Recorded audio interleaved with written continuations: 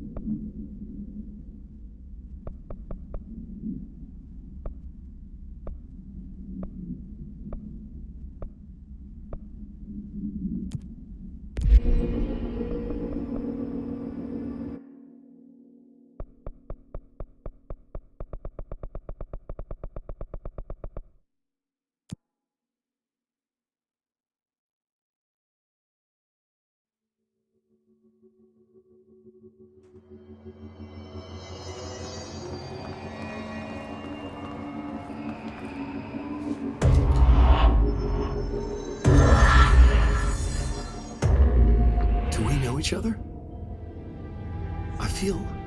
This feels familiar. I can't seem to... I've forgotten it. I'm sorry. My name is Alan Wake.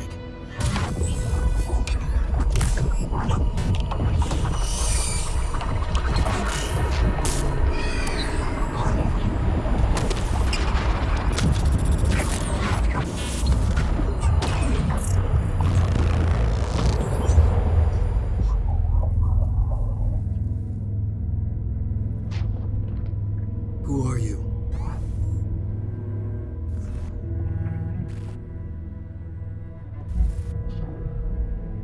Who are you? Do I know you? I'm your friend Tom. Tom Zane. There's nothing to worry about. Tom. The poet. The diver. You look different. That was just a role. A character. The protagonist I played in my old film. I'm a filmmaker. An auteur like yourself. We're working on this together, remember? An artistic collaboration.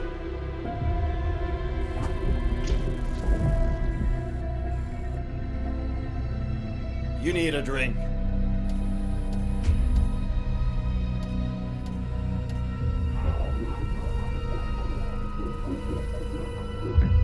Yippies.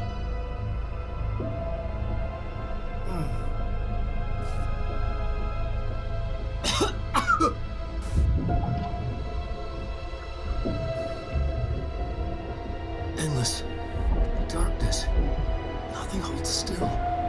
But we're very close now. You've been writing. I found a way to escape. It'll work this time. Writing. You found a way! No.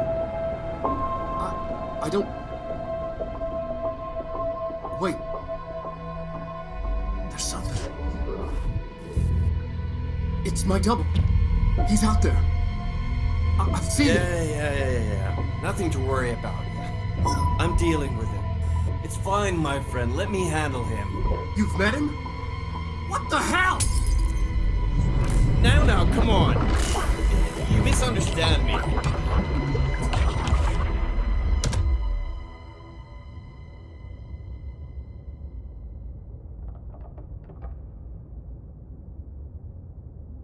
That was the Alan Wake? The famous writer? He disappeared years ago. It was all over the news back then. And Thomas Zane was with him. The poet. No, wait. He was a filmmaker. I always remember that wrong.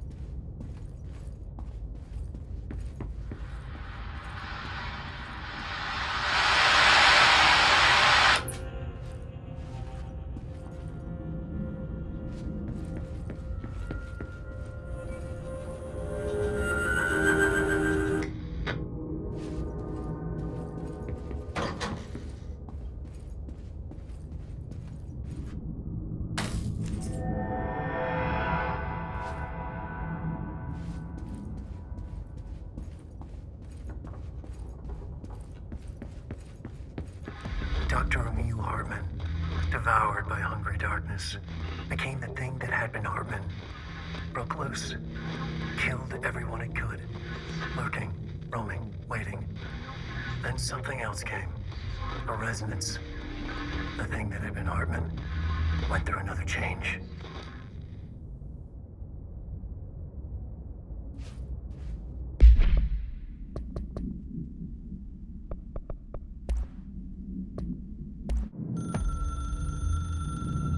Dr. Emil Hartman was desperate. The Federal Bureau of Control had stolen his life's work. This was his last chance, his final experiment. What he'd been too scared to do before. Hartman dove into the lake, was taken, devoured by hungry darkness, became the thing that had been Hartman. Only an echo of him remained, fragmented impulses on autoplay, violent, bloodthirsty darkness in the driver's seat. Emerging from the lake, the thing was captured by the FBC. Brought in, contained, studied. The thing broke loose, killed everyone it could. The FBC fell back and sealed the sector. The thing was alone in the dark, lurking, roaming, waiting. Then something else came. Not darkness, but similar enough. A sound, a resonance. It shouldn't be a surprise. If there's one, why not another? The darkness inside the thing could have been immune, could have resisted, fought, could have been passed by, passed through with no effect. But it didn't, and it wasn't. Maybe it had grown weaker over time, not aged.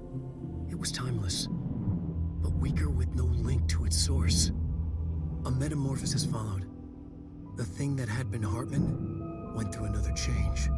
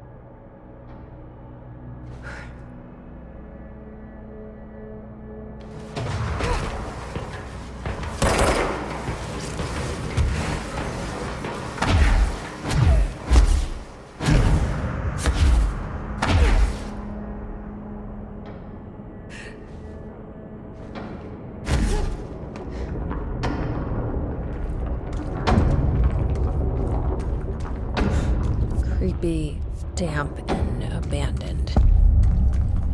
Why did Wake want me to come here?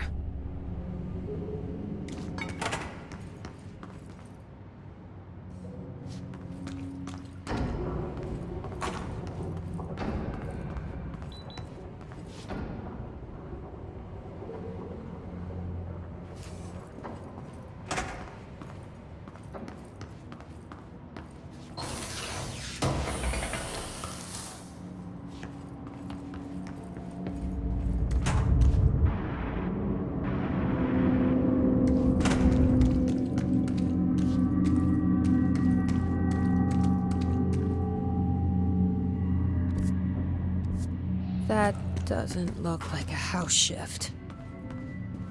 Do I even want to know?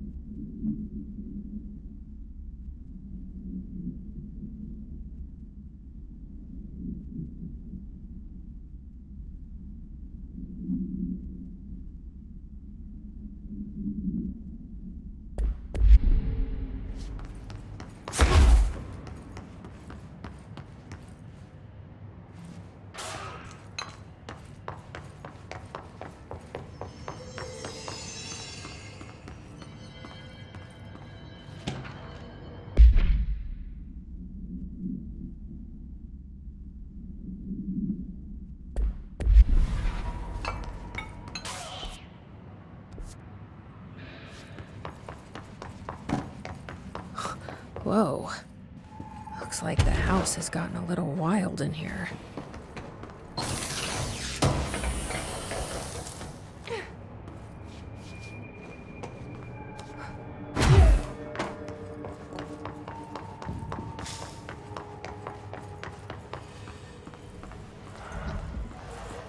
This darkness is blocking the door, so now I have to deal with an interdimensional noise and sentient shadows.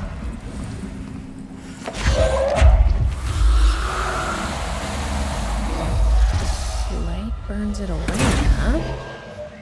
Makes sense.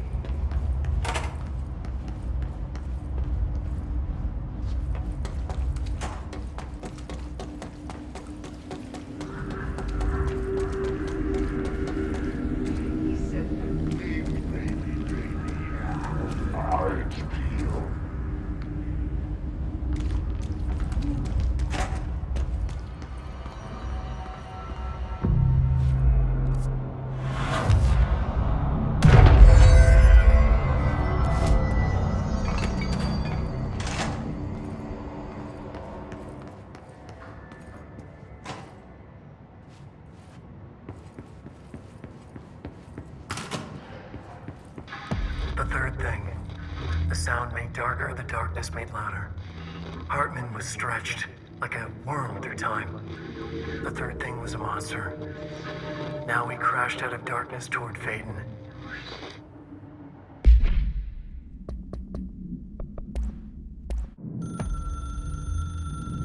The resonance carves its way through the thing that had been Hartman, vibrating, remolding. The sound changes the darkness, and the darkness changes the sound. They both changed what remained of Hartman. They all turned into something else. A third thing. The sound made darker. The darkness made louder. Hartman was stretched. Stretched as anyone when seen from out of time, like a worm through time. Almost an Ouroboros, a spiral, a maelstrom. The gravity well of a black hole, twisting inward, tightening, taking you deeper and deeper to the bottom, the heart, and through to the other side. The third thing said, when you hear this, you will know you're in new you. He said, we build you till nothing remains. He said, under the conceptual reality, behind this reality, you must want these waves to drag you away. He said, baby, baby, baby, yeah, orange peel. The third thing was a monster. He'd tear apart any ordinary person crossing his path. Now he crashed out of darkness toward Phaeton. There was nothing ordinary about Phaeton.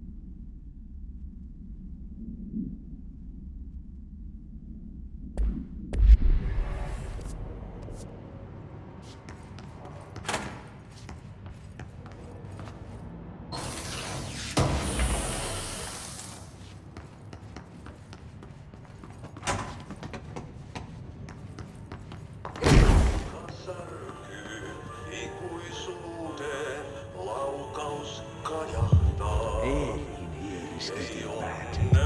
Wednesday are full of mold shit. It's no food for you. Headache, nausea, mold land, depression. Plants and here. Darkness everywhere. New day, same old bloody city, said the old way. Like tar but good for nothing. Get rid of it. Agent Fisher, day 6 inside the motel. Utilized surveillance methods are as follows. Fiber optic cameras slid under the individual room doors. Motion detectors in the lobby area. Tripwire triggering a flash camera across the main entrance.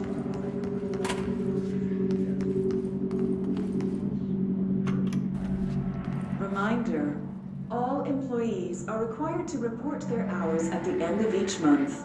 The Federal Bureau of Control maintains that time is not subjective, and hours passed on alternative planes cannot be claimed.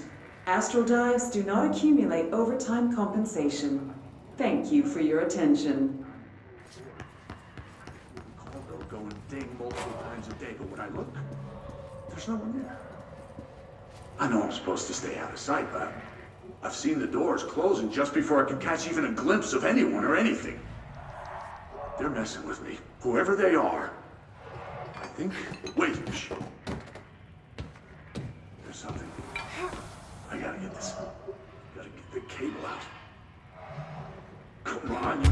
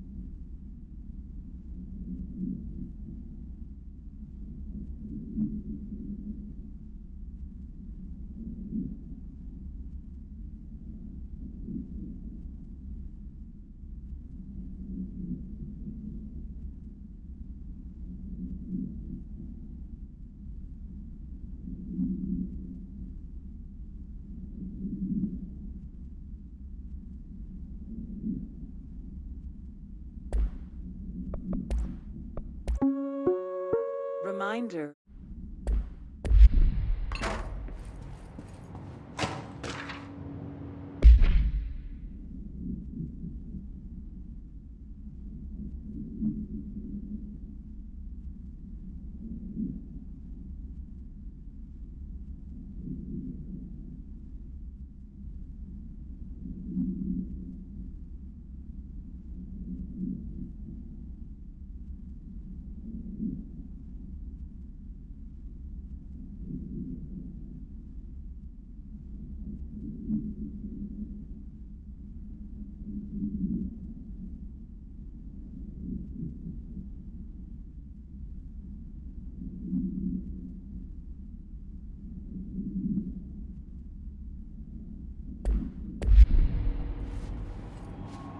My understanding of the darkness is fragmented, incomplete. This abyss, this void, it very much does not wish to be understood. If light symbolizes knowledge, then it stands to reason that darkness would equate to ignorance. The very nature of knowledge. Of course, my own nature drives me to comprehend all. We are destined to collide. given this.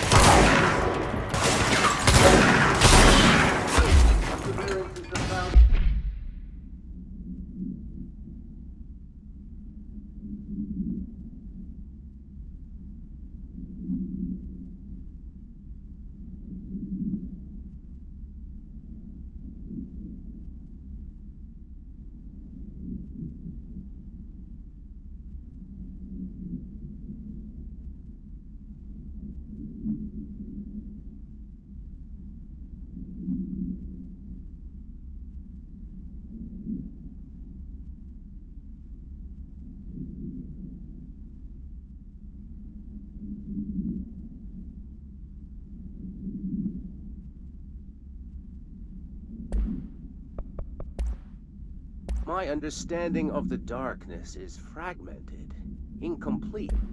Nation of now. Speaking of, I must be off on my round.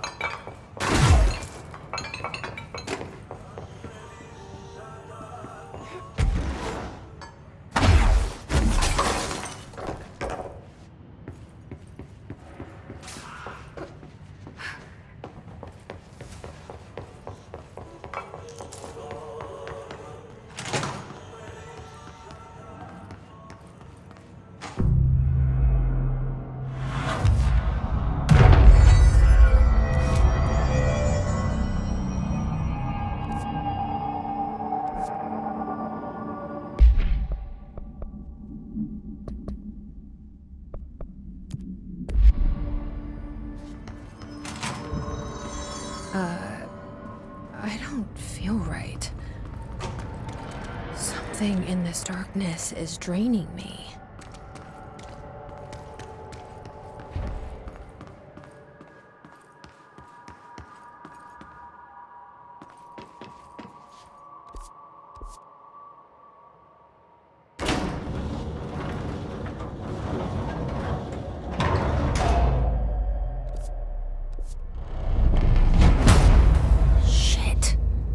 What?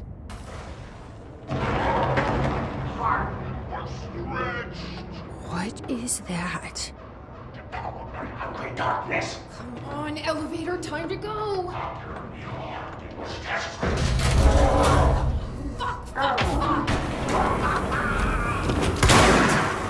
Nothing even touches me like the light. Music.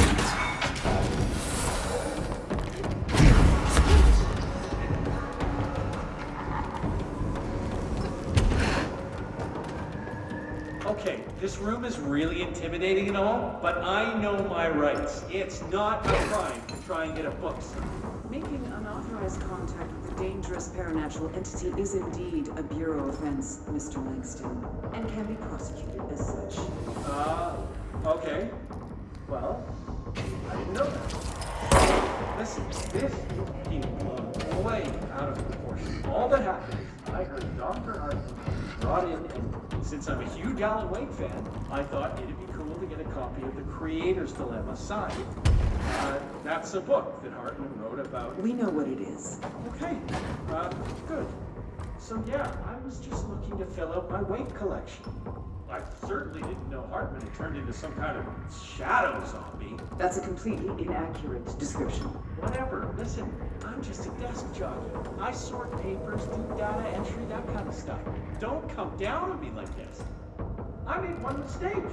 I mean, I see people break the rules all the time and no one is pulling them into dark rooms to yell at them. Yesterday, Dave Gleason and his crew were talking to that empty spacesuit and laughing their heads off. We're letting you off with a warning, Mr. Langston. But this is going on your record, so one more screw-up and our next chat won't be so friendly. Great. That is just great to hear, guys. Thank you. Thank you so much. Hey, is there any chance I could get my copy of The Creator's Dilemma back? Get out.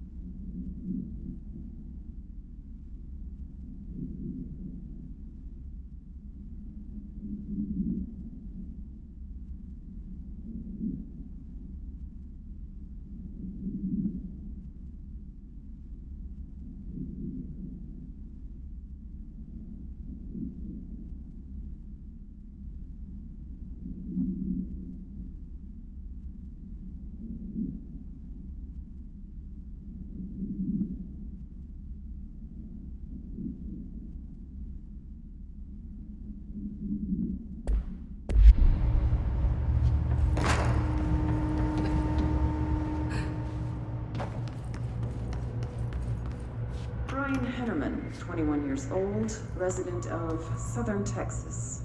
I'm sorry, ma'am, but I really don't understand why I'm here. You know what you did, Mr. Hennerman. I do? Tell me about Delivery Disaster. The movie? I mean, it wasn't very good. That's not what your review said, but we'll come back to that. Tell me where you got the movie from. Movie night with a, a K, not an N, not night like nighttime, but Who contacted you? Who told you to review that film? no one. I just did it because it looked obscure. I didn't even like the movie. I shouldn't have given such a high score, but reviewing obscure films makes you look smart. And I thought if I looked smart, I would get listeners. My podcast would take off and I could move out of my parents' basement and maybe even go to college and get a film degree like I've always wanted to.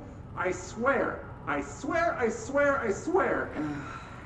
Okay, the kid doesn't know shit. I'm ending the session.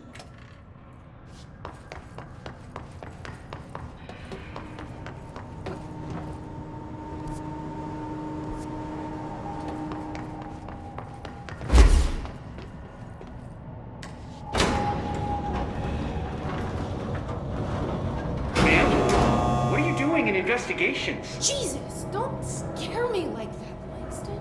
If you're talking right now, I can't hear you. It's a one-way system. Try to find an intercom.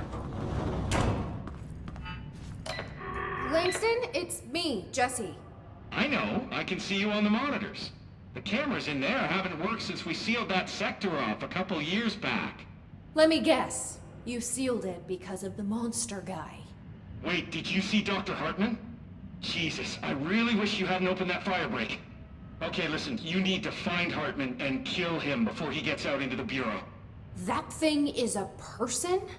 He was a person. We brought him here to study after he was, altered in an AWE. I forget the medical word for what happened, but now light physically hurts him. Do you have a flashlight? No. A lantern? Headlamp. Oh yeah, flare gun. Oh, Christmas lights. You could wrap them around your... I don't have any of those, Langston. Shit. Okay, well, I'm sure you'll think of something. I'll keep an eye on you from the Panopticon. This is kind of exciting, right? Maybe from where you're standing. Right, okay. Well, break a leg. Oh, why did I say that? Okay, this Hartman thing can't have gotten very far. Let's go flush him out. Langston was right. This is kind of exciting. It's just nice to have someone to talk to, you know? Ever since I got put in charge of the Panopticon, people treat me different, like I'm crazy for wanting to work with altered items. People just don't understand the altered items like I do, you know? I don't want to brag, but it does take a very empathetic mind to connect with the items. Doesn't want to brag. People are making it so personal. Right. I mean, the teams in research handle paranatural materials every day, and no one thinks they're weird. Well, maybe that's not true. Darling is famous for being a bit out there, but when he's weird, it's charming. Altered items really aren't that frightening once you get to know them. If you figure out what they like or don't like, you know, what sets them off, then there's nothing to worry about. I guess at the end of the day, we're still just wild animals scared of our own shadows. We're supposed to be on the same team, but sometimes it feels like it's every department for themselves, like it's a race and we're all trying to be number one. If it is a race, though, I'd say Darling is a mile ahead of everyone else. He was Trench's golden boy for years, but that relationship has gotten pretty tense, or so I've heard through the grapevine. Not that I spread rumors, just, you know, people talk. Not me, though. I keep my nose to the grind. Too much work to do to focus on those kinds of things. I need to stay focused so I can get my work done and get home to feed Alfred. He's just gonna talk forever, isn't he? Make it home for mealtime, so I have my neighbor check in on Alfred at 7 o'clock if I'm not back yet. She's very nice. Her name is Maria. She's older. She came to New York in the 50s to attend school and has been here ever since. She has a couple of kids. I met them at Thanksgiving. Big family. Very nice people. Anyway, she has a key to my apartment and she gives Alfred his dinner if I'm not home. I'm gonna have to buy her a nice fruit arrangement as a thank you after this. I'm missing a lot of Alfred's meal times. She's probably gonna have to go to the store for more wet food. I'll have to remember to pay her back. Hold on, let me make a note. Pay back Maria for Alfred's food. Okay. Oh, one more thing. And buy her a fruit arrangement. All right, done. Are you a cat person? I don't think I ever asked. You seem like one, though. You'd like Alfred. He's very proper. Really carries himself well, you know? I named him after my favorite poet. Felt like a good fit. I got Alfred just before Sylvia died when I was at the... You know, I don't really remember where I got Alfred from. But, boy, those two did not get along. Oh, no. Sylvia thought she owned the place. Didn't like me getting in her way, scratched me more than once when I was just trying to move her food bowl. That cat was a real asshole. Wow. I'm realizing now that That's language was kinda not harsh. entirely, professional. You see, Sylvia didn't tolerate most people, or animals, or anything. And that's what I meant when I said asshole. I would never use that word about a person. It was just, hey, there's a light flashing on the console here. I got to, check this out. I'll get back to you later. Real smooth, Langston.